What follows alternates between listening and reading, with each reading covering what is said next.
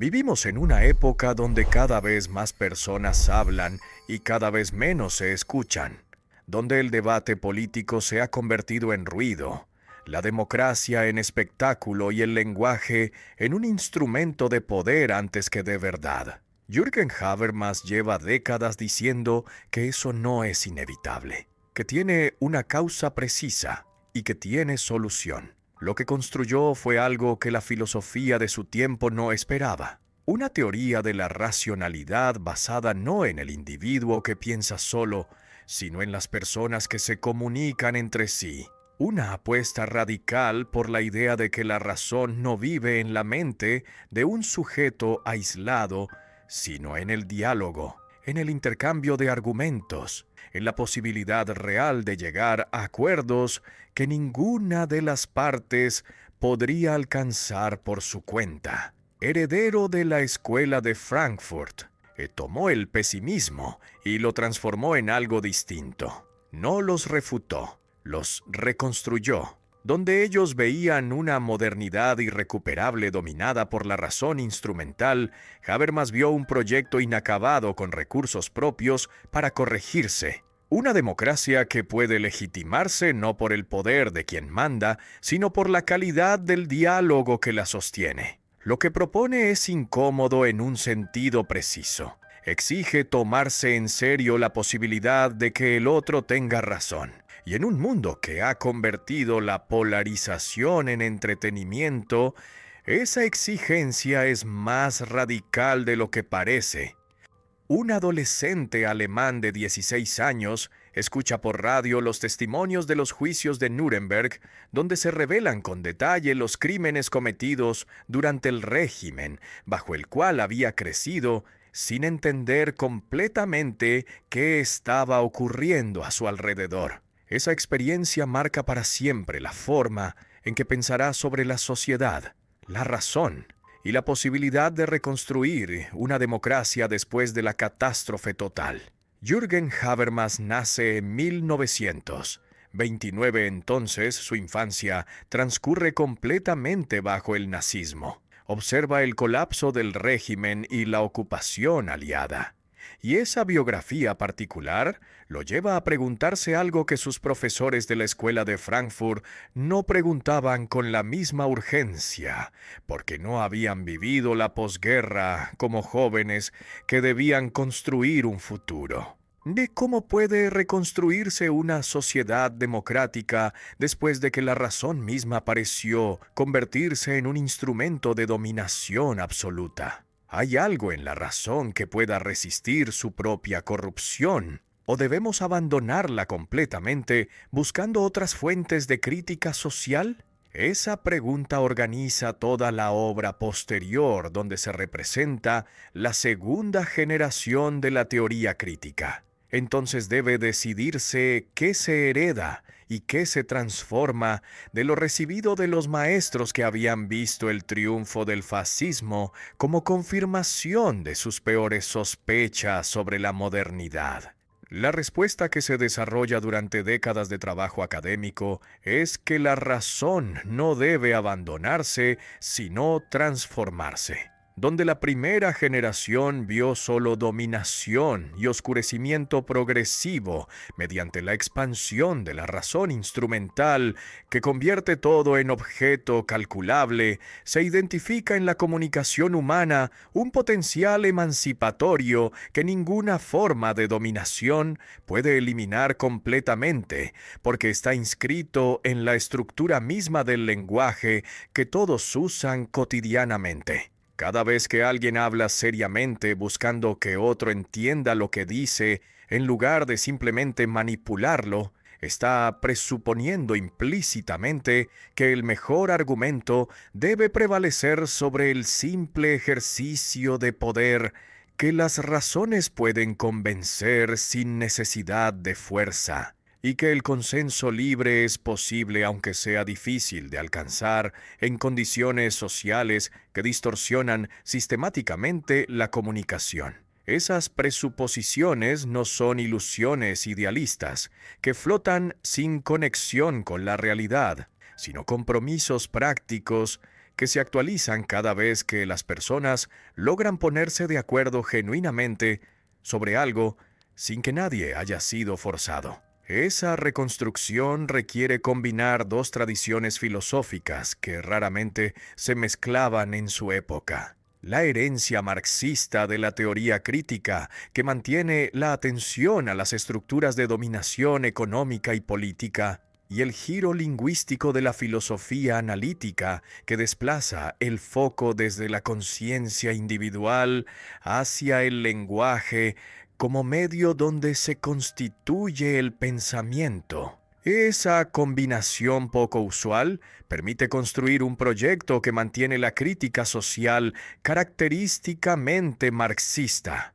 pero la ancla en el análisis del lenguaje y de la comunicación. Entonces puede identificar patologías específicas que emergen cuando la lógica del mercado o de la administración burocrática invade ámbitos de la vida que solo pueden funcionar mediante un diálogo genuino donde las personas se entienden mutuamente. El contexto histórico de la posguerra alemana, donde debe reconstruirse una democracia en ruinas sin caer en una ingenuidad que ignore las condiciones que hicieron posible el fascismo, ni en un cinismo que declare imposible toda reconstrucción, marca profundamente ese proyecto filosófico que no puede permitirse el lujo de ser solo académico, porque enfrenta una urgencia práctica de fundamentar instituciones que protejan la libertad sin reproducir las debilidades que permitieron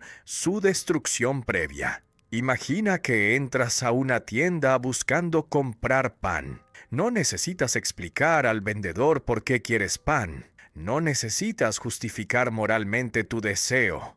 No necesitas convencerlo de que venderte pan es lo correcto según valores compartidos. Simplemente pagas el precio marcado. Él te da el pan y la transacción termina sin que ninguno haya tenido que entenderse mutuamente como personas con historias, valores o proyectos que merecen reconocimiento. Ahora, imagina que llegas a tu casa y tu pareja te pregunta por qué llegaste tarde. No puedes simplemente pagar dinero esperando que la pregunta desaparezca. No puedes invocar una autoridad administrativa que te exima de dar explicaciones. Y no puedes tratar a tu pareja como un objeto que debe aceptar lo que dices sin cuestionar. Necesitas dar razones que ella pueda aceptar libremente, reconociendo que son buenas razones, y no solo excusas que ocultan la verdad. Esas dos escenas ilustran la distinción fundamental que organiza toda la filosofía social. La diferencia entre acción instrumental, donde un agente usa medios para alcanzar sus fines tratando a otros como objetos que pueden manipularse para lograr objetivos, y acción comunicativa, donde los participantes buscan un acuerdo libre basado en razones que todos pueden aceptar porque reconocen su validez sin haber sido forzados. La acción comunicativa es la forma básica y primaria de la vida social según la teoría que se desarrolla sistemáticamente. Todas las demás formas de acción la presuponen sin poder reemplazarla completamente, porque incluso cuando alguien usa estrategias para lograr sus fines sin revelar sus verdaderas intenciones, necesita al menos simular que está dando razones genuinas. Un mentiroso solo puede mentir exitosamente porque la mayoría dice la verdad, la mayoría del tiempo. Entonces la mentira puede camuflarse entre verdades sin ser detectada inmediatamente. Pero si todos mintieran constantemente, nadie creería nada. Entonces, la mentira dejaría de funcionar como estrategia. Esa dependencia parasitaria demuestra que la comunicación orientada al entendimiento es el fundamento que sostiene incluso las formas de acción que la distorsionan. La distinción entre acción instrumental y acción comunicativa no es sólo una descripción neutral de dos formas que existen sin que ninguna sea mejor que la otra, sino que tiene una carga normativa que permite diagnosticar patologías sociales.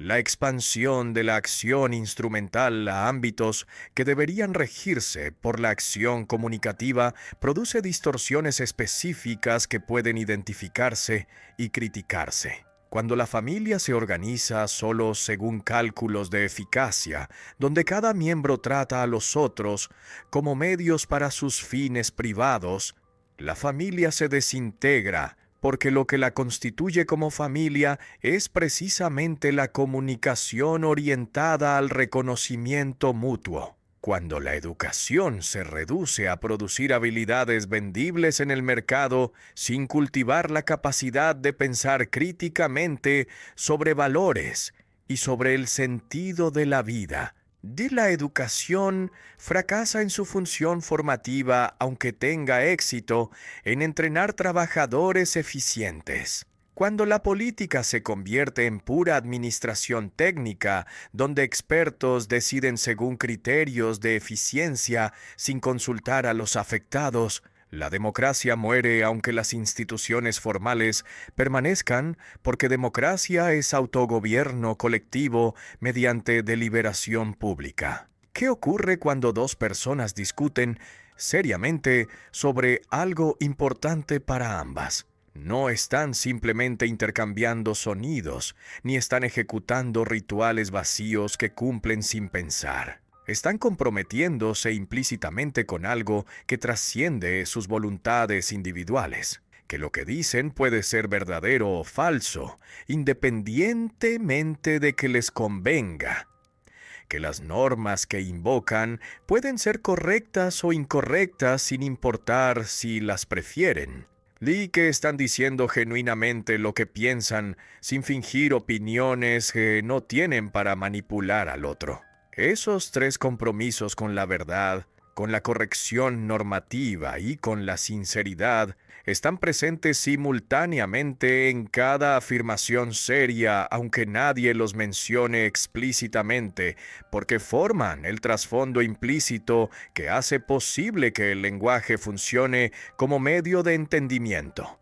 La racionalidad comunicativa que emerge de esa estructura no mide la eficacia de medios para fines como hace la racionalidad instrumental, sino que mide la capacidad de sostener un diálogo donde los argumentos se aceptan o rechazan, según su fuerza y no según el poder de quien los pronuncia. Esa capacidad está inscrita en la estructura misma del lenguaje, según el análisis que reconstruye las condiciones de posibilidad del entendimiento. Cada vez que alguien habla en serio, buscando que otro entienda lo que dice, está comprometiéndose implícitamente a dar razones si se le piden. Ese compromiso con dar razones no es opcional para quien quiere participar en una comunicación genuina, sino que es constitutivo del acto mismo de hablar con intención de ser entendido.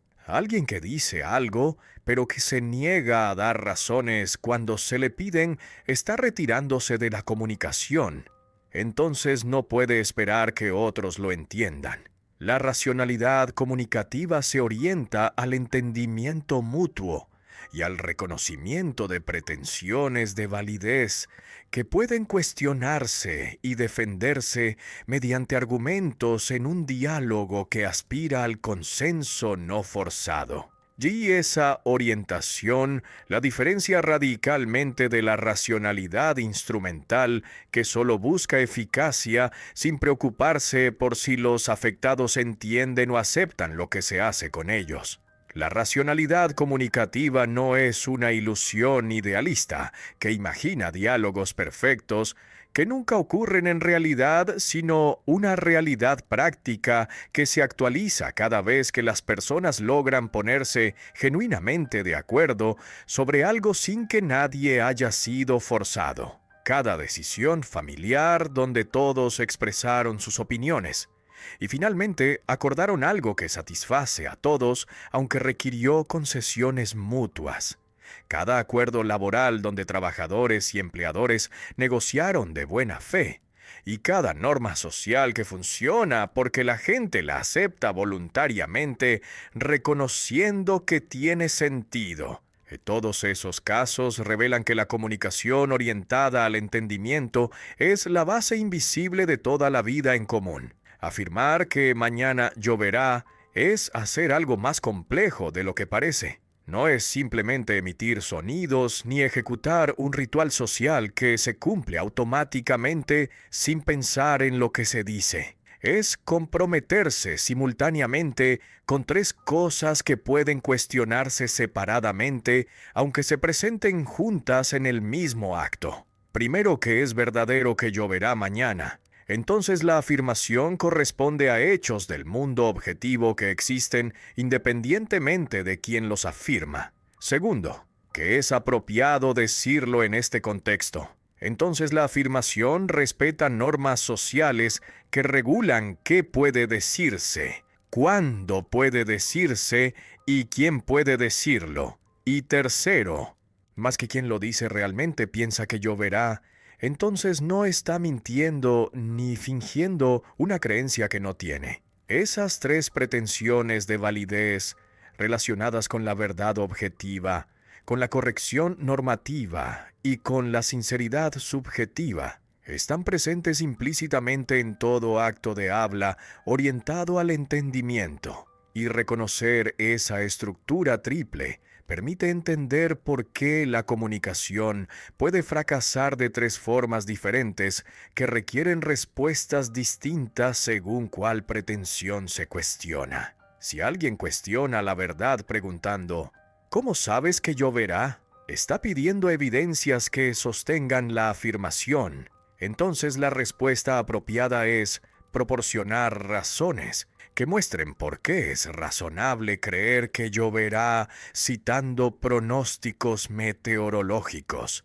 observando nubes que se acumulan o recordando patrones climáticos que se repiten regularmente. Si alguien cuestiona la corrección preguntando ¿por qué me dices esto ahora?, está cuestionando la apropiación social de la afirmación. Entonces, la respuesta debe justificar por qué es relevante mencionarlo en este momento. Y si alguien cuestiona la sinceridad preguntando, ¿realmente lo crees o solo lo dices para que no salgamos?, está cuestionando la autenticidad del hablante. Entonces, la respuesta debe convencer de que se dice genuinamente lo que se piensa. Cada una de esas tres formas de cuestionar abre un tipo específico de discurso donde se examinan razones diferentes. El discurso teórico que examina evidencias empíricas cuando se cuestiona la verdad. El discurso práctico que examina normas morales y sociales cuando se cuestiona la corrección. Y el discurso expresivo que examina la coherencia entre lo que se dice y lo que se hace cuando se cuestiona la sinceridad. La estructura de las pretensiones de validez es universal según el análisis que reconstruye las condiciones formales del entendimiento. En cualquier cultura y en cualquier época histórica, las personas que hablan seriamente, buscando que otros entiendan lo que dicen, están comprometiéndose implícitamente con estas tres dimensiones. El contenido específico de lo que se considera verdadero varía culturalmente, porque diferentes culturas tienen diferentes creencias sobre cómo funciona el mundo. El contenido de lo que se considera correcto varía históricamente, porque las normas morales y sociales cambian mediante un aprendizaje colectivo, y el contenido de lo que se considera sincero varía individualmente, porque cada persona tiene sus propias creencias y deseos. Pero la estructura formal del compromiso con dar razones cuando se cuestionan esas tres pretensiones no varía porque es constitutiva del lenguaje mismo. Reconocer esa universalidad no implica imponer contenidos específicos a todas las culturas, como si hubiera una lista de verdades, normas o actitudes correctas que todos deben aceptar sin discusión, sino reconocer que la estructura del diálogo, que permite cuestionar y defender cualquier contenido mediante razones, es la misma en todas partes, aunque los contenidos específicos que se defienden sean radicalmente diferentes. Entonces el universalismo es procedimental, especificando cómo deben tratarse las diferencias mediante diálogo en lugar de mediante imposición. Nadie ha participado jamás en una conversación perfecta donde todos tuvieran exactamente las mismas oportunidades de hablar sin que diferencias de poder, de conocimiento, de tiempo disponible o de capacidad retórica produjeran asimetrías que favorecen a algunos, mientras silencian a otros. Siempre hay alguien que habla más porque tiene más confianza o porque ocupa una posición social que le permite interrumpir sin que lo interrumpan. Siempre hay alguien que sabe más sobre el tema. Entonces sus argumentos pesan más, no solo por su fuerza lógica, sino por la autoridad que viene del conocimiento especializado. Y siempre hay límites de tiempo que obligan a terminar la discusión antes de que todos los argumentos relevantes hayan sido considerados exhaustivamente. A pesar de esas limitaciones inevitables que afectan todo diálogo real, cuando las personas hablan seriamente, buscando ponerse de acuerdo sobre algo, están presuponiendo implícitamente que debería ser posible una situación donde esas limitaciones no existieran. Una situación ideal de habla donde todos los participantes tuvieran igualdad de oportunidades para hablar sin que nadie monopolice la conversación, para cuestionar cualquier afirmación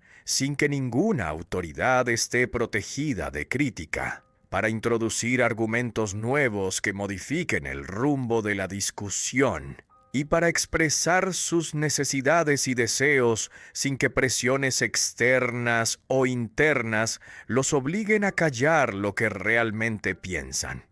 Esa situación ideal funciona como un horizonte normativo que permite evaluar si una conversación real se acerca o se aleja de las condiciones del entendimiento genuino sin pretender que deba realizarse completamente para que la comunicación tenga valor. Un diálogo que aproxima esas condiciones, aunque no las cumpla perfectamente, es mejor que un diálogo que las viola sistemáticamente, convirtiendo el intercambio de palabras en puro ejercicio de poder, donde quien tiene más fuerza impone sus conclusiones sin convencer a nadie. Cuando en una reunión familiar alguien domina completamente la conversación, sin permitir que otros expresen sus opiniones, cuando en una empresa las decisiones se toman sin consultar a quienes las ejecutarán, aunque esas personas tengan conocimiento relevante,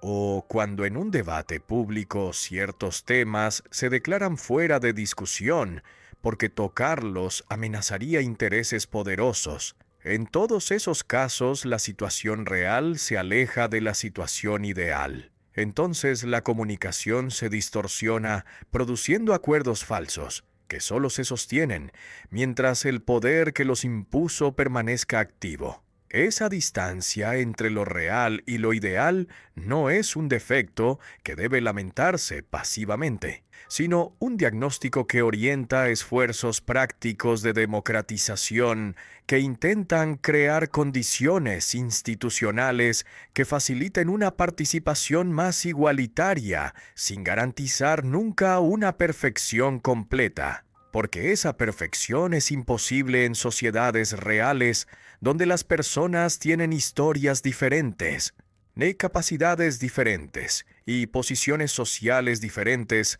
que producen desigualdades que ninguna reforma puede eliminar totalmente, aunque puede reducirlas significativamente. La situación ideal de habla no es una utopía arbitraria que alguien inventó sin conexión con prácticas reales, sino una reconstrucción de lo que los hablantes ya presuponen cada vez que entran en un diálogo serio buscando convencer mediante razones. Nadie argumenta si no cree al menos implícitamente que el mejor argumento debería prevalecer sobre argumentos débiles, independientemente de quién los presente. Nadie pide razones si no cree que las razones pueden ser evaluadas según su mérito. Y nadie dialoga si está completamente convencido de que el resultado ya está determinado de antemano por fuerzas que ningún argumento puede modificar. Piensa en tu último día completo desde que despertaste hasta que dormiste. Probablemente comenzó en familia, donde conversaste con personas cercanas sobre planes del día, sobre preocupaciones compartidas o sobre decisiones que afectan a todos. Entonces necesitaron ponerse de acuerdo mediante un diálogo que considera las necesidades de cada uno. Luego quizás fuiste a trabajar donde ejecutaste tareas que te asignaron sin que te consultaran si querías hacerlas, porque el trabajo se organiza mediante jerarquías que dan órdenes esperando obediencia. Durante el día compraste cosas en tiendas, donde intercambiaste dinero por productos sin necesitar explicar al vendedor por qué los quieres, porque el mercado coordina acciones mediante precios que comunican información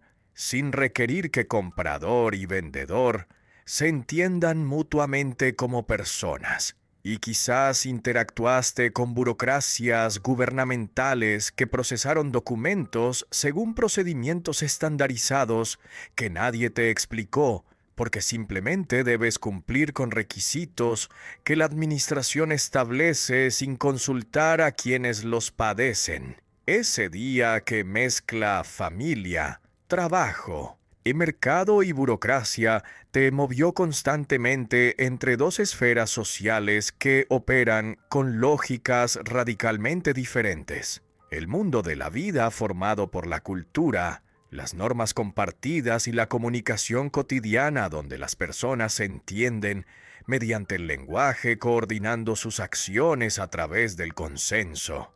Y el sistema compuesto por las instituciones económicas y administrativas que funcionan mediante medios como el dinero y el poder burocrático sin necesitar del diálogo. El mundo de la vida es el suelo invisible donde crece todo entendimiento entre personas que necesitan coordinarse para vivir juntas. Es el conjunto de significados compartidos que todos heredan de su cultura sin haberlos elegido conscientemente, pero que les permiten interpretar lo que ocurre dándole sentido. ¿Ves el conjunto de normas aceptadas que regulan interacciones sin necesitar justificación explícita cada vez que se aplican? Y es el conjunto de competencias comunicativas que cada individuo desarrolla durante la socialización, aprendiendo a hablar, a entender, a argumentar y a reconocer cuando algo que se dice tiene sentido o cuando es absurdo. Sin ese trasfondo implícito que proporciona un contexto compartido, ninguna comunicación sería posible porque cada palabra tendría que definirse explícitamente antes de usarla. Entonces nunca se avanzaría más allá de definiciones que requerirían otras definiciones en una regresión infinita. Entonces el mundo de la vida funciona como condición de posibilidad de todo entendimiento, proporcionando el marco que permite que las palabras signifiquen algo. Dice el sistema por su parte se diferencia del mundo de la vida precisamente porque sustituye el entendimiento lingüístico por mecanismos impersonales que coordinan acciones sin que los participantes necesiten ponerse de acuerdo sobre valores comunes o sobre fines compartidos. El mercado coordina mediante intercambios monetarios donde cada uno busca su propio interés sin preocuparse por el bien común, porque la mano invisible del mercado supuestamente transforma egoísmos privados en beneficio colectivo. y la burocracia coordina mediante decisiones administrativas que se ejecutan por autoridad legal, sin requerir que los afectados las comprendan o las acepten voluntariamente. Esa diferenciación entre mundo de la vida y sistema no es un defecto de las sociedades modernas, sino una conquista evolutiva que permite manejar una complejidad que sociedades simples no podían manejar cuando todo debía coordinarse mediante acuerdos cara a cara que limitaban el tamaño de los grupos que podían cooperar. El problema no es que existan sistemas que funcionen mediante dinero y poder, sino que esos sistemas invadan territorios del mundo de la vida donde solo la comunicación puede sostener formas de vida que requieren entendimiento mutuo. Cuando la familia se organiza solo según cálculos económicos, donde cada miembro contribuye según lo que puede aportar materialmente sin que importe el reconocimiento afectivo, cuando la educación se reduce a un entrenamiento que produce habilidades vendibles sin cultivar capacidades críticas, o cuando la política se convierte en administración técnica donde expertos deciden sin consultar a ciudadanos, en todos esos casos el sistema coloniza el mundo de la vida, destruyendo posibilidades de autorrealización que solo emergen cuando las personas pueden entenderse mutuamente determinando juntas cómo quieren vivir. Una madre lleva a su hijo de 5 años a un parque público. El niño quiere jugar en los columpios, pero hay otros niños usándolos, entonces debe esperar su turno. Mientras espera, observa cómo los niños mayores negocian turnos mediante acuerdos que emergen espontáneamente sin necesitar un árbitro externo que imponga reglas. Hablan, se escuchan, reconocen que todos quieren jugar. Entonces organizan rotaciones que satisfacen a todos aunque nadie obtiene exactamente lo que quería de inmediato. Esa escena trivial muestra el mundo de la vida funcionando normalmente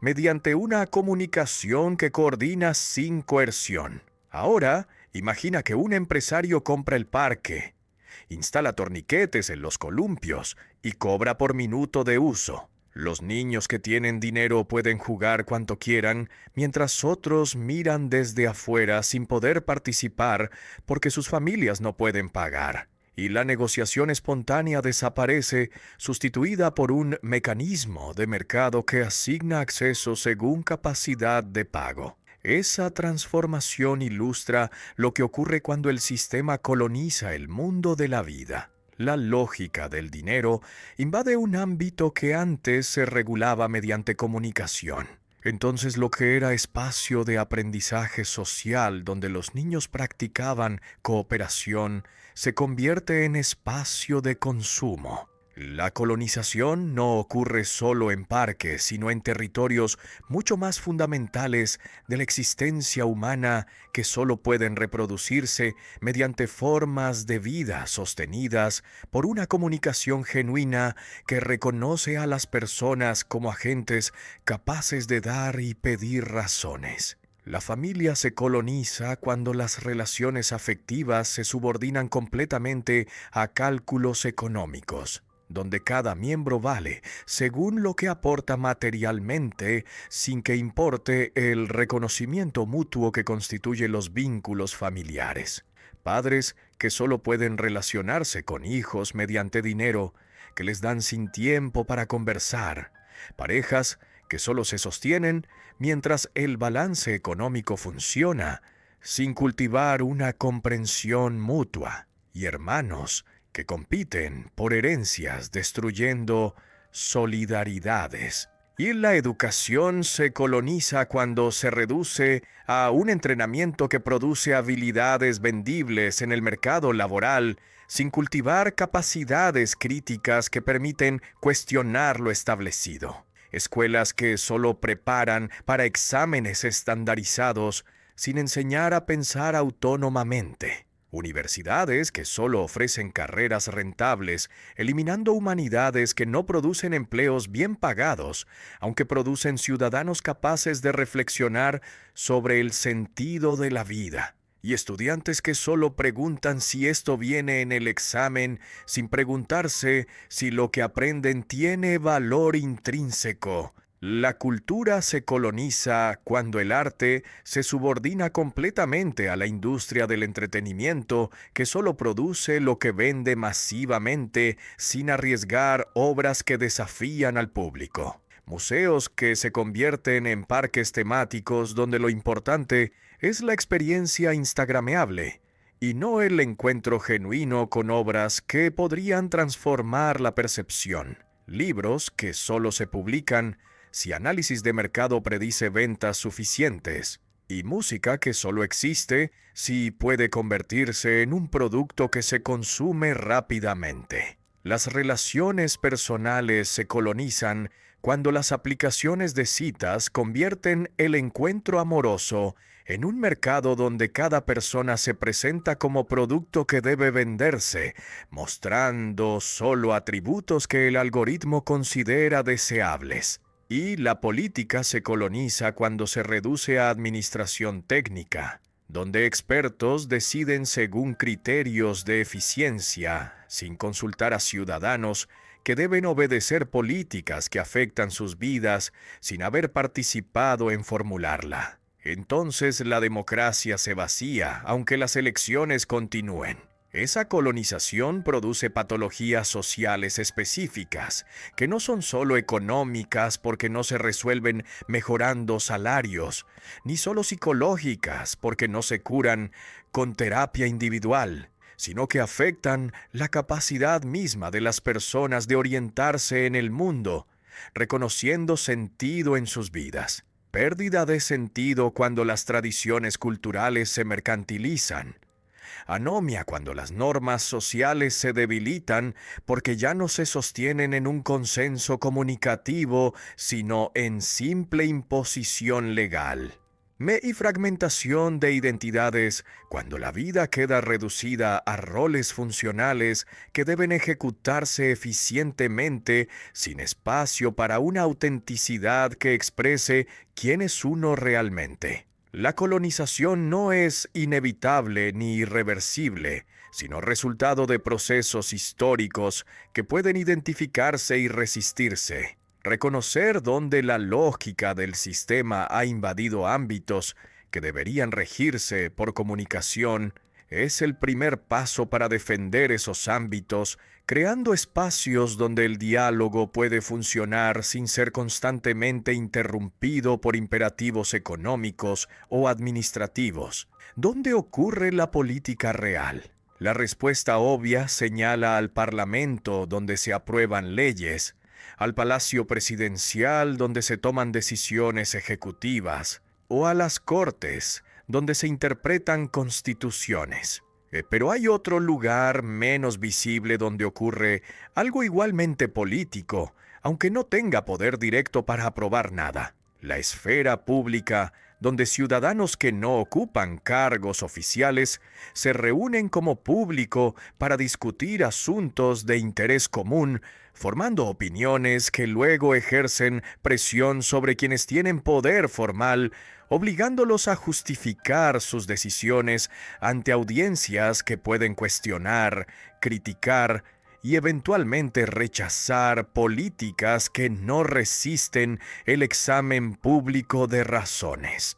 Esa esfera no es una institución formal con sede física, sino una red difusa de conversaciones que ocurren simultáneamente en cafés, en medios de comunicación, en universidades, en asociaciones civiles y ahora en redes sociales, donde millones comentan, debaten y forman juicios sobre lo que los gobiernos hacen o dejan de hacer. Cuando miles marchan protestando una ley, no están directamente derogándola porque no tienen ese poder legal, pero están generando una presión comunicativa que el sistema político no puede ignorar completamente sin perder legitimidad. Entonces, debe responder.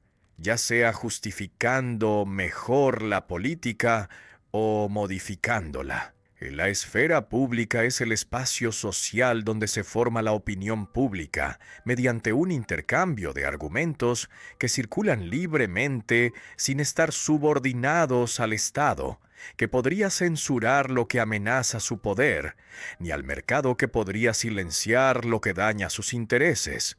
Es territorio de autonomía relativa donde la única autoridad legítima es la fuerza del mejor argumento. Esa autonomía nunca es total porque el Estado puede reprimir mediante censura directa o intimidación que silencia voces críticas. Y el mercado puede distorsionar mediante concentración de medios que solo amplifican ciertas voces mientras ignoran otras. El poder comunicativo que se genera en la esfera pública cuando las personas se ponen de acuerdo sobre algo mediante diálogo, no es poder en el sentido de capacidad de imponer la voluntad propia, forzando a otros a obedecer, sino poder en el sentido de capacidad colectiva de actuar en concierto, logrando cosas que ningún individuo aislado podría lograr porque requieren una cooperación sostenida por convicción compartida.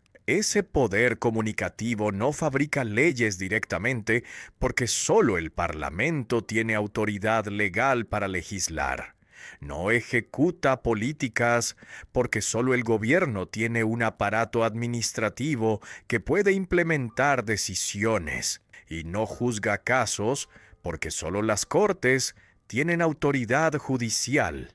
Pero puede legitimar o deslegitimar las decisiones que esas instituciones toman evaluándolas públicamente. Una ley que emerge de un proceso donde la esfera pública tuvo oportunidad real de debatir sus méritos tiene una legitimidad que una ley impuesta sin consulta pública no tiene aunque ambas sean igualmente legales. La calidad de la esfera pública determina entonces la calidad de la democracia sin que pueda sustituirse por elecciones periódicas que solo ofrecen opciones preestablecidas. Una esfera pública vibrante donde muchas voces pueden hacerse oír, donde los argumentos circulan libremente sin que censura estatal o autocensura comercial eliminen posiciones incómodas, donde los ciudadanos se ven a sí mismos como participantes activos, produce decisiones políticas más legítimas que una esfera pública empobrecida, dominada por intereses que manipulan debates. Dos pueblos votan sobre la misma ley que prohíbe construcción en zona verde. En el primer pueblo, la votación ocurre después de meses de debate público, donde todos los afectados tuvieron oportunidad de expresar sus opiniones en asambleas que escucharon tanto a desarrolladores que querían construir como a ecologistas que querían preservar, donde expertos presentaron estudios sobre impacto ambiental que todos pudieron examinar críticamente, y donde se exploraron alternativas que podrían satisfacer parcialmente a ambos lados. La ley finalmente se aprueba por 55%. Entonces hay una minoría significativa que perdió. Pero esa minoría reconoce que el proceso fue justo porque tuvo una voz real que se escuchó seriamente, entonces puede aceptar el resultado sin sentir que fue simplemente aplastada. En el segundo pueblo, la misma ley se vota sin debate previo, donde cada uno simplemente marca su preferencia, sin haber escuchado argumentos de los otros. Entonces la decisión refleja solo agregación de preferencias preexistentes que no se modificaron mediante intercambio de razones. La ley también se aprueba por 55%, pero la minoría siente que fue derrotada arbitrariamente. Entonces continúa resistiendo mediante obstrucciones porque nunca aceptó la legitimidad de una decisión que solo reflejó fuerza numérica, sin mediación de un proceso deliberativo. La democracia deliberativa que se propone como modelo normativo sostiene que la legitimidad de las leyes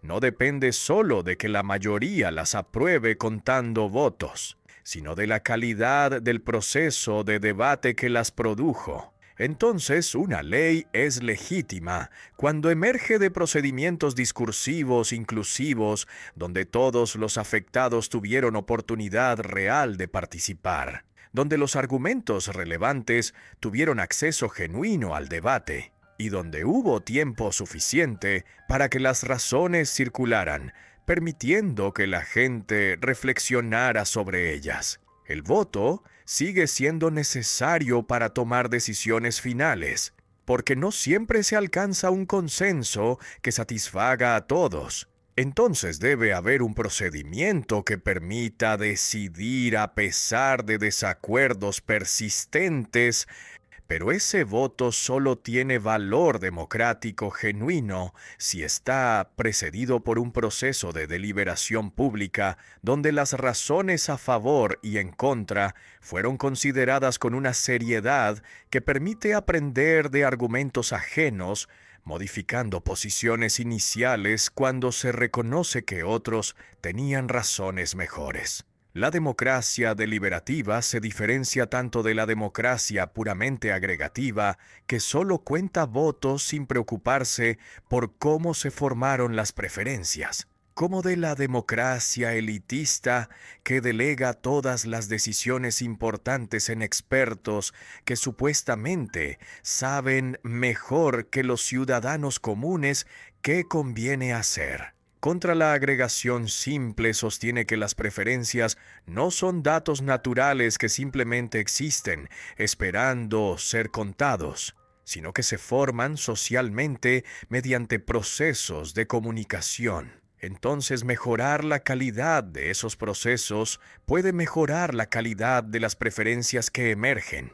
Contra el elitismo, sostiene que los expertos pueden tener conocimiento técnico superior sobre medios que sirven para alcanzar ciertos fines, pero no tienen autoridad especial sobre la selección de los fines mismos que debe determinarse mediante deliberación pública. Este modelo exige instituciones que faciliten la deliberación, parlamentos que funcionen como espacios de argumentación donde los representantes realmente debaten, escuchándose mutuamente. Medios de comunicación que informen seriamente en lugar de manipular mediante espectáculos. Ni una cultura política donde los ciudadanos se vean a sí mismos como participantes activos en la formación de la voluntad colectiva. La imagen tradicional presenta derechos y democracia como fuerzas opuestas, que deben equilibrarse cuidadosamente. Los derechos individuales protegen al ciudadano contra la tiranía de la mayoría, que podría aplastar libertades básicas si no hubiera límites constitucionales que restrinjan lo que puede decidirse mediante votación. Esa comprensión asume que hay una tensión inevitable entre libertad individual, que quiere protegerse de interferencias, y soberanía popular, que quiere decidir colectivamente sobre asuntos comunes. Contra esa imagen de oposición se sostiene algo radicalmente diferente, que derechos individuales y voluntad democrática se presuponen mutuamente en lugar de limitarse. Entonces no hay tensión fundamental, sino una relación de coimplicación, donde cada uno es condición del otro sin que puedan separarse completamente. Sin derechos básicos como la libertad de expresión que permite criticar al gobierno, sin miedo a represión, la libertad de asociación que permite organizarse con otros para promover causas comunes, y la protección contra arrestos arbitrarios que garantiza que nadie puede ser encarcelado sin debido proceso. Sin esos derechos, no hay participación libre en la formación de la voluntad colectiva, porque las personas no pueden expresar opiniones que contradicen al poder sin arriesgar castigos. Los derechos No son entonces obstáculos externos a la democracia que la limitan desde afuera, sino condiciones internas del propio funcionamiento democrático. Una mayoría que suprime la libertad de expresión para silenciar críticos se está destruyendo a sí misma como mayoría democrática porque está eliminando las condiciones que permiten que nuevas mayorías se formen mediante debate público que cuestiona consensos previos. Si la crítica está prohibida, entonces la opinión pública se congela en lo que sea que la mayoría actual sostiene, sin posibilidad de que argumentos nuevos modifiquen ese consenso. Más en dirección opuesta, los derechos también necesitan la democracia para tener una legitimidad que va más allá de simple imposición. Si los derechos se fundamentan solo en tradiciones históricas que los heredamos del pasado sin poder justificarlos mediante razones que reconocemos actualmente como válidas, entonces aparecen como restricciones arbitrarias. Para que los derechos tengan fuerza normativa que obliga genuinamente, deben poder justificarse como condiciones que todos los participantes en la deliberación democrática aceptarían si reflexionaran sobre qué necesitan para participar libremente. Entender la relación entre derechos y democracia de esa forma disuelve muchos conflictos aparentes. Cuando los derechos se entienden como condiciones de la deliberación democrática en lugar de como límites externos que la restringen, entonces extenderlos no limita la democracia, sino que la realiza más plenamente, ampliando el círculo de quienes pueden participar efectivamente. La expansión histórica de derechos a grupos que antes estaban excluidos, como mujeres que no podían votar, trabajadores que no podían organizarse, o minorías que no podían acceder a espacios públicos, es simultáneamente una conquista liberal que amplía libertades individuales y una conquista democrática que amplía participación política. ¿Cómo sabemos si una norma moral es correcta? La pregunta ha recibido respuestas que apelan a diferentes fuentes. Dios que revela mandamientos que deben obedecerse. Naturaleza que inscribe leyes en el orden del cosmos. Intuición que capta directamente lo correcto sin necesitar argumentos. O utilidad que calcula consecuencias maximizando bienestar agregado. Todas esas respuestas buscan fundamentar la moral en algo que existe independientemente del acuerdo humano. Entonces, proporcionan criterios objetivos, pero todas enfrentan el problema de que diferentes personas identifican diferentes revelaciones, diferentes leyes naturales, diferentes intuiciones y diferentes cálculos de utilidad sin que haya forma de resolver esos desacuerdos.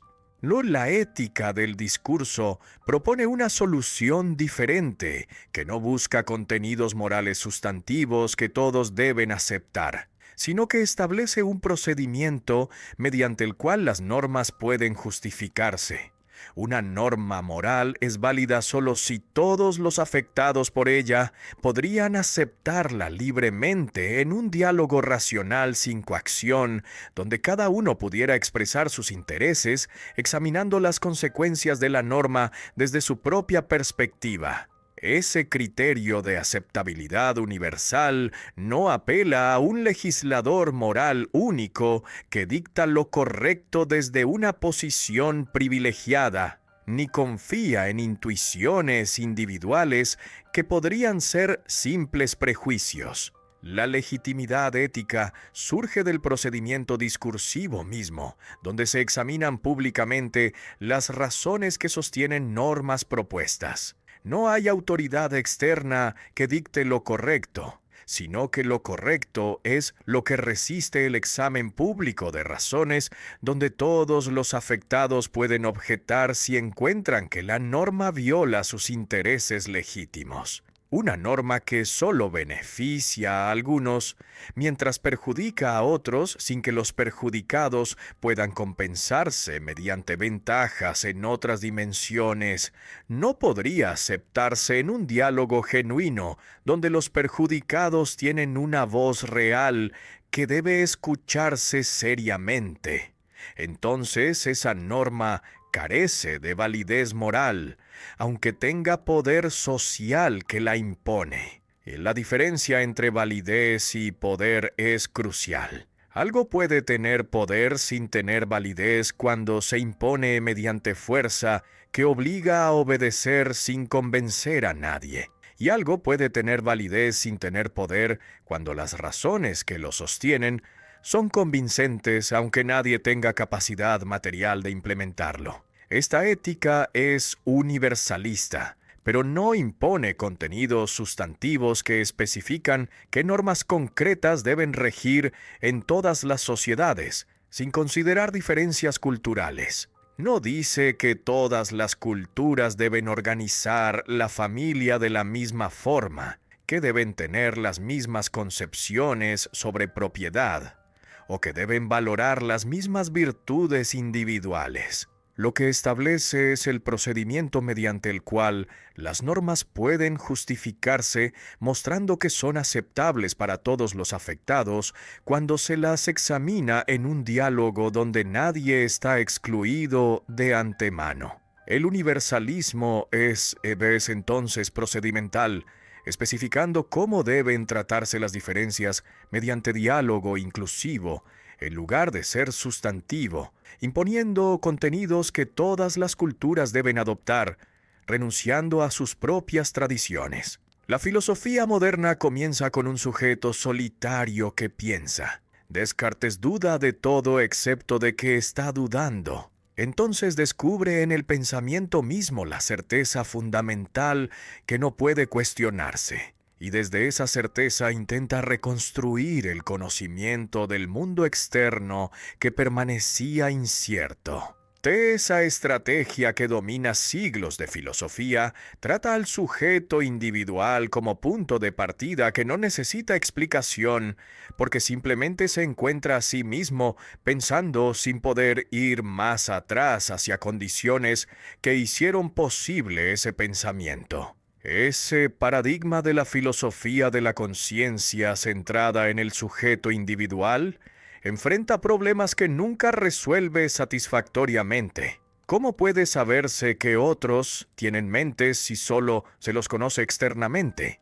¿Cómo puede comunicarse con otros si cada mente está encerrada en su propia esfera privada sin acceso directo a lo que otros piensan? ¿Y cómo puede coordinarse la acción colectiva si cada uno solo persigue sus propios fines?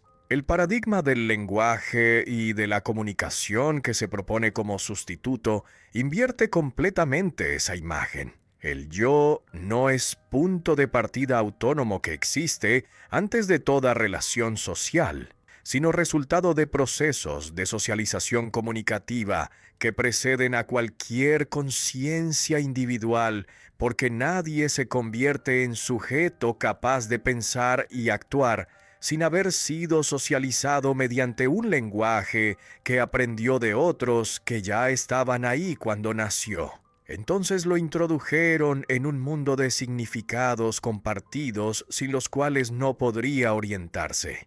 La razón ya no reside entonces en la mente aislada del individuo que piensa solitariamente, sino en la estructura del lenguaje que permite el entendimiento entre individuos que solo pueden pensar porque aprendieron a hablar internalizando categorías que el lenguaje proporciona. El conocimiento ya no es una representación privada que cada mente construye individualmente, sino algo que se valida intersubjetivamente mediante un diálogo donde las afirmaciones se someten a crítica que examina las razones que las sostienen. Entonces, una creencia es conocimiento cuando resiste ese examen público. La libertad tampoco es autonomía solitaria, donde el individuo se autodetermina completamente sin depender de nadie, sino capacidad de participar en la formación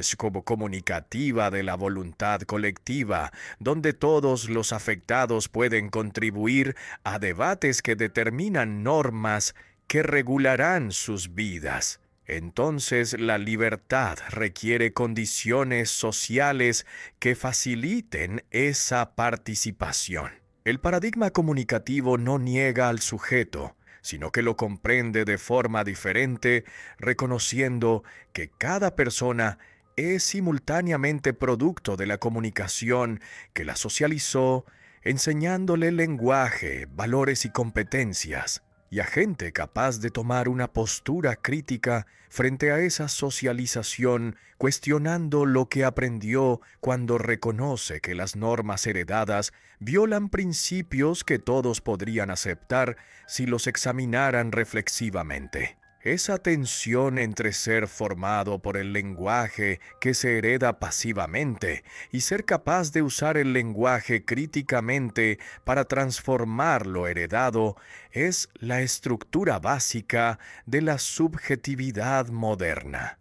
En 1980, arquitectos alemanes debaten si deben continuar con el proyecto modernista que diseña edificios funcionales según principios racionales, o si deben abandonarlo completamente, adoptando estilos que recuperan ornamentaciones tradicionales que la modernidad había eliminado. Ese debate arquitectónico refleja una discusión filosófica más amplia sobre si la modernidad misma debe continuarse o abandonarse. Algunos argumentan que las promesas ilustradas de razón, libertad y justicia fracasaron produciendo precisamente lo opuesto. Entonces, mejor renunciar completamente a ese proyecto buscando alternativas en tradiciones premodernas. Mientras otros sostienen que los fracasos no invalidan las promesas, sino que muestran que deben realizarse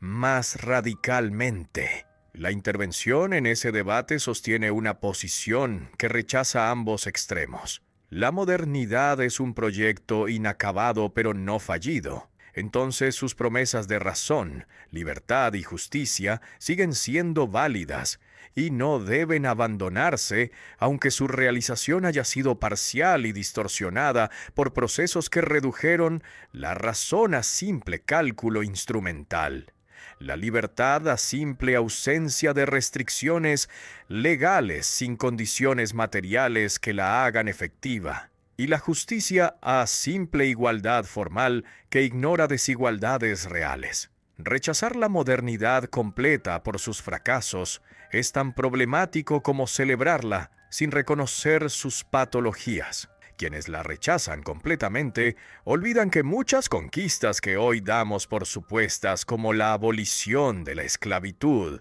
el reconocimiento de derechos humanos universales y la separación de Iglesia y Estado, que permite libertad religiosa, y la idea misma de que el poder debe justificarse mediante razones que los gobernados pueden examinar, todas esas conquistas son productos de la modernidad que no existían en sociedades tradicionales donde el nacimiento determinaba completamente el destino. Pero celebrar la modernidad sin reconocer que produjo nuevas formas de dominación sería igualmente ingenuo. La racionalización que permite eficiencia técnica también permite un control social más penetrante. La individualización que libera de vínculos tradicionales también produce soledad y fragmentación.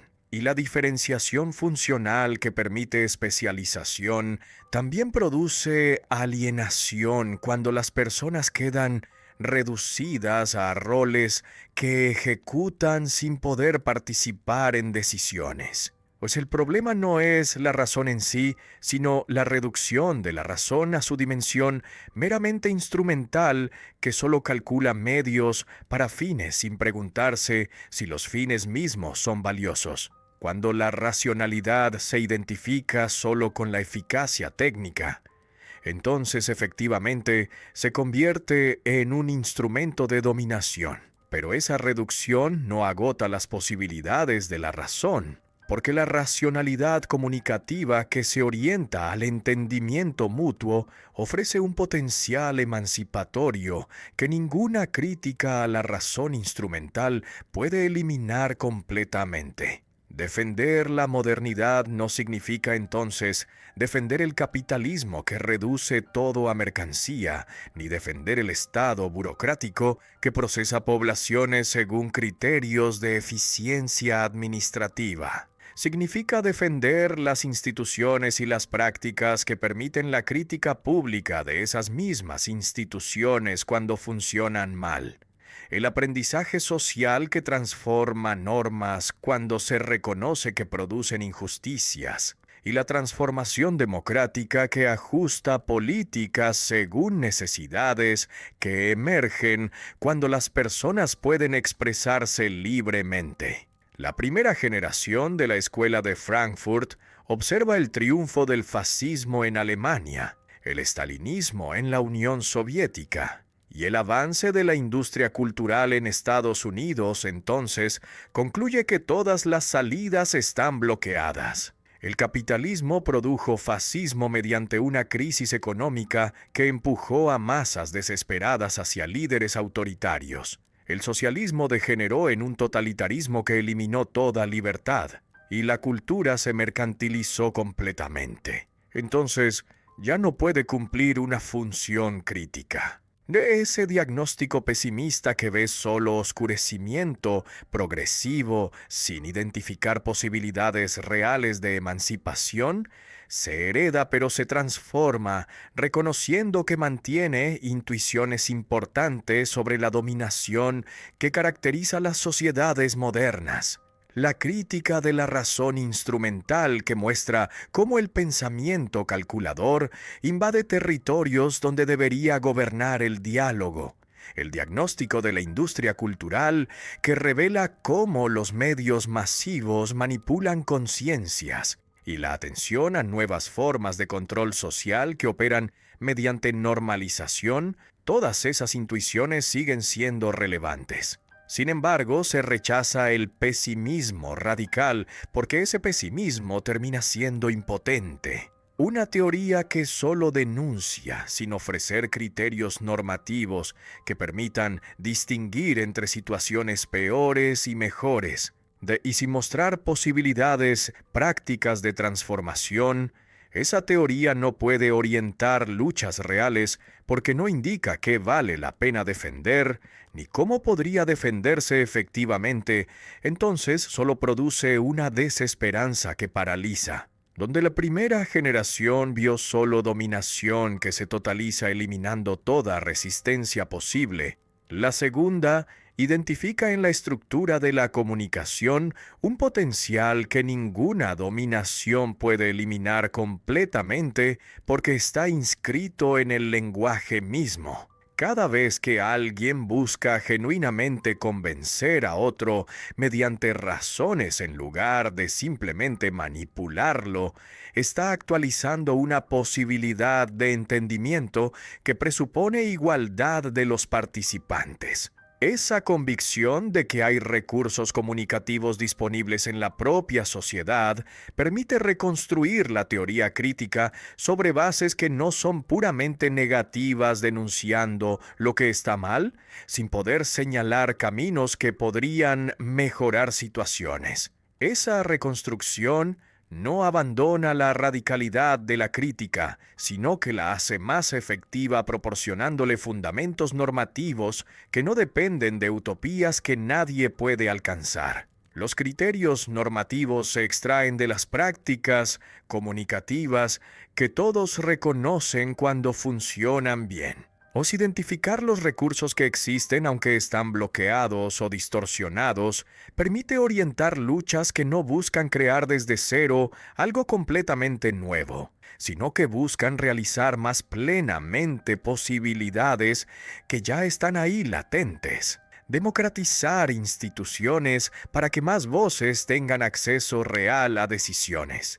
expandir espacios de participación donde las personas pueden influir en políticas, y proteger esferas de la vida que solo pueden funcionar mediante comunicación contra invasiones de lógicas sistémicas que las destruyen.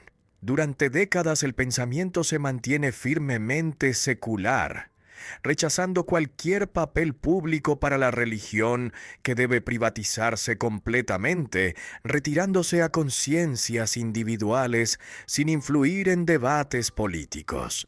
Esa posición refleja una comprensión estándar de la secularización que asume que modernización implica necesariamente declive de la religión que pierde influencia social.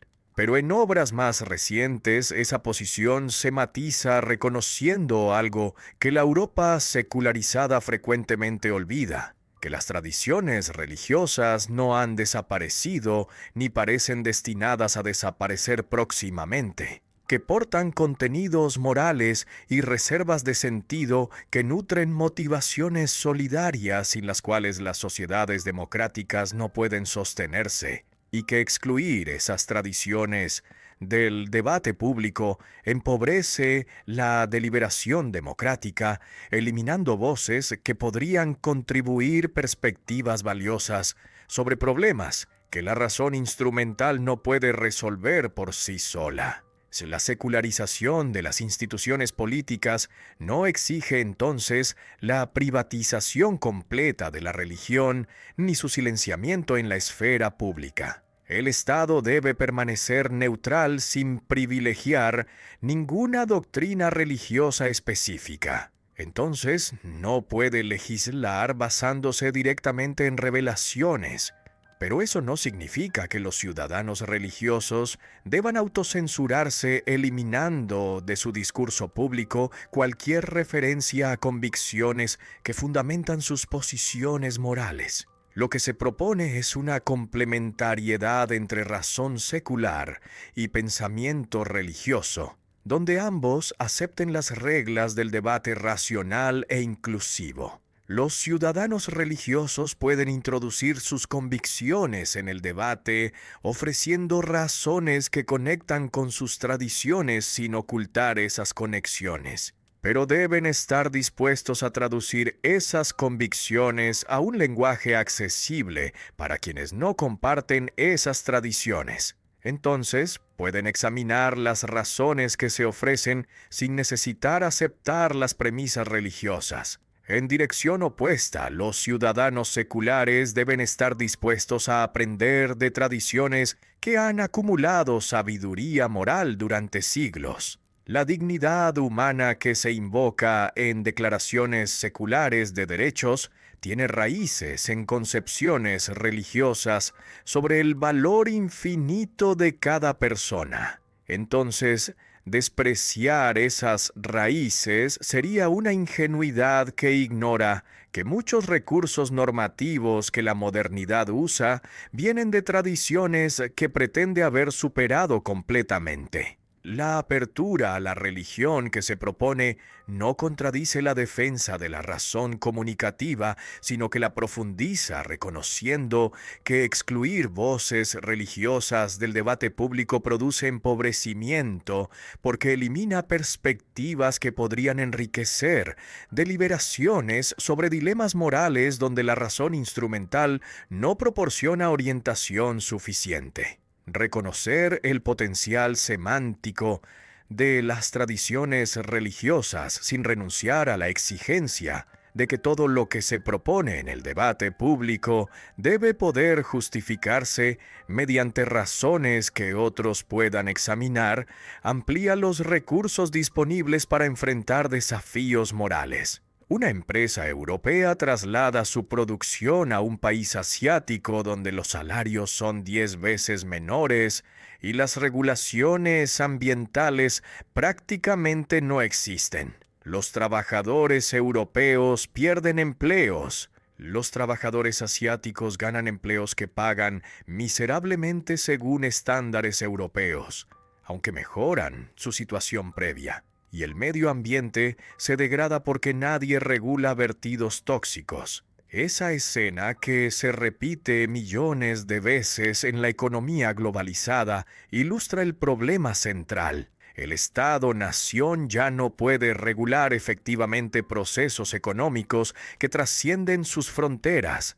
Entonces los capitales se mueven libremente sin que ninguna autoridad política pueda obligarlos a respetar derechos laborales o protecciones ambientales. Ante esa asimetría entre poder económico globalizado y poder político fragmentado, la respuesta no puede ser retirarse hacia nacionalismos que cierran fronteras pretendiendo recuperar una soberanía que ya se perdió, sino avanzar hacia estructuras políticas supranacionales capaces de regular mercados globales, garantizando que los derechos humanos se respeten en todas partes. Esa necesidad de instituciones democráticas que funcionen en escala regional y global no es una utopía idealista que imagina un gobierno mundial imposible, sino una respuesta práctica a realidades que ya existen. El cambio climático no respeta fronteras.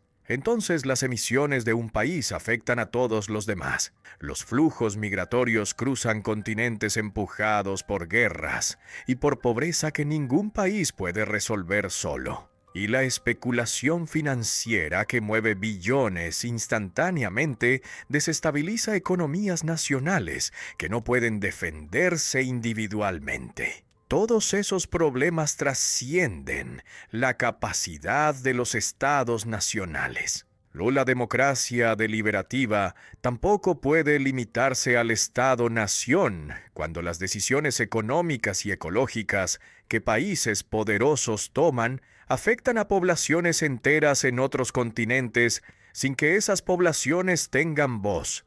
Una decisión que impacta a millones de personas en territorios lejanos no puede ser legítima si esas personas no tuvieron oportunidad de participar en deliberaciones que la produjeron. El cosmopolitismo que se defiende no propone un gobierno mundial centralizado que concentraría poder en burocracias inaccesibles, sino una constelación de niveles de gobernanza donde decisiones locales, nacionales, regionales y globales se articulan según un principio de subsidiariedad que establece que cada problema debe resolverse en el nivel más bajo posible. Pero cuando un problema trasciende ese nivel, las instituciones superiores deben tener autoridad democrática para actuar. La Unión Europea, que con todos sus defectos, representa un experimento histórico de integración supranacional que mantiene diversidades nacionales, mientras crea instituciones comunes que regulan mercados, protegen derechos y redistribuyen recursos entre regiones ricas y pobres. Ese modelo, aunque imperfecto, muestra que es posible construir democracia más allá del Estado-nación sin necesitar un Estado mundial y expandir ese modelo hacia otras regiones, creando eventualmente una red global de instituciones que coordinen sin homogeneizar, es la dirección que permite enfrentar realidades globales sin renunciar a diversidades locales. ¿Cómo puede la filosofía fundamentar normas sin apelar a autoridades externas que otros podrían rechazar legítimamente? La teología apela a Dios que revela mandamientos, pero eso solo convence a creyentes. La metafísica apela a una naturaleza humana esencial que supuestamente determina lo correcto, pero diferentes filosofías identifican esencias diferentes. Y el intuicionismo apela a evidencias morales inmediatas que la conciencia capta directamente, pero las intuiciones varían entre personas y entre culturas. El método filosófico que se propone como alternativa es la reconstrucción racional que no inventa normas desde cero ni las descubre en un cielo platónico de ideas eternas. sino que identifica las reglas implícitas que los hablantes ya siguen cuando se comunican de manera genuina buscando entendimiento. Observa prácticas comunicativas que todos reconocen como exitosas. Analiza qué condiciones hacen posible ese éxito, identificando presuposiciones que los participantes deben cumplir, y formula explícitamente esas condiciones que operaban implícitamente. Ese método es simultáneamente empírico y normativo, sin reducirse a ninguno de los dos polos. Es empírico porque se apoya en la práctica real del lenguaje, observando cómo las personas efectivamente se comunican cuando buscan ponerse de acuerdo sobre algo, y estudia las competencias que los hablantes efectivamente tienen. Pero es normativo porque no describe simplemente cómo las personas hablan de hecho, sino que extrae de esa práctica criterios para la crítica, identificando cuando una comunicación se desvía de las condiciones que ella misma presupone. Cuando alguien miente, está violando la presuposición de sinceridad que toda comunicación orientada al entendimiento requiere. Entonces puede criticarse esa mentira no porque viola un mandamiento divino, ni porque contradice una naturaleza humana esencial, sino porque viola un compromiso que el propio mentiroso asumió implícitamente cuando entró en comunicación. La reconstrucción racional no describe entonces cómo las personas hablan de hecho en situaciones concretas que frecuentemente están distorsionadas por poder, ve por ideología o por incompetencias comunicativas, sino que describe cómo tendrían que hablar si fueran plenamente consecuentes con los compromisos que asumen al entrar en un diálogo serio. Esa diferencia entre lo que se hace efectivamente y lo que se presupone hacer cuando se hace bien es la fuente del potencial crítico de la teoría, porque permite señalar distorsiones comparando prácticas reales con condiciones ideales que esas mismas prácticas presuponen.